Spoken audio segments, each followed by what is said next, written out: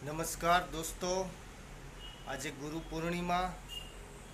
તમામ સાથી મિત્રોને ગુરુ પૂર્ણિમાની શુભકામના. જય ગુરુદેવ.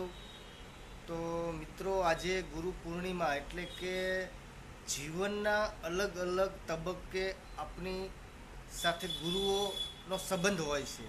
જેમ કે પ્રથમ ગુરુ આપણી માં હોય છે, કે જેને આપણને જન્મ આપ્યો.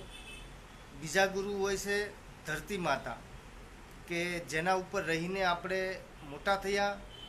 ત્રીજા ગુરુ જીવનની અંદર હોય છે કે પિતા હોય છે, કે જેને આપણને ચાલતા શીખવાડ્યું.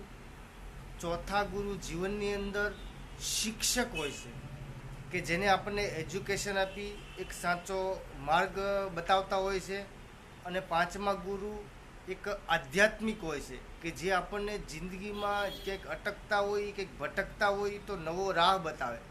કે જીવનની અંદર હોય, બિઝનેસની અંદર, આવા વિવિધ અલગ અલગ તબક્કે આ પાંચ ગુરુનો ફાળો આપણા જીવનની અંદર હોય છે. તો આ ગુરુ પૂર્ણિમાના દિવસે બધા ગુરુઓને યાદ કરી, બધા ગુરુઓને જય ગુરુદેવ કહીએ. કેમ કે ગુરુ વિના ગતિ નહીં, ગુરુ વિના પ્રગતિ નહીં. આ પાંચે પાંચ ગુરુનો આપણા જીવનની અંદર એક મહત્વપૂર્ણ ફાળો હોય છે.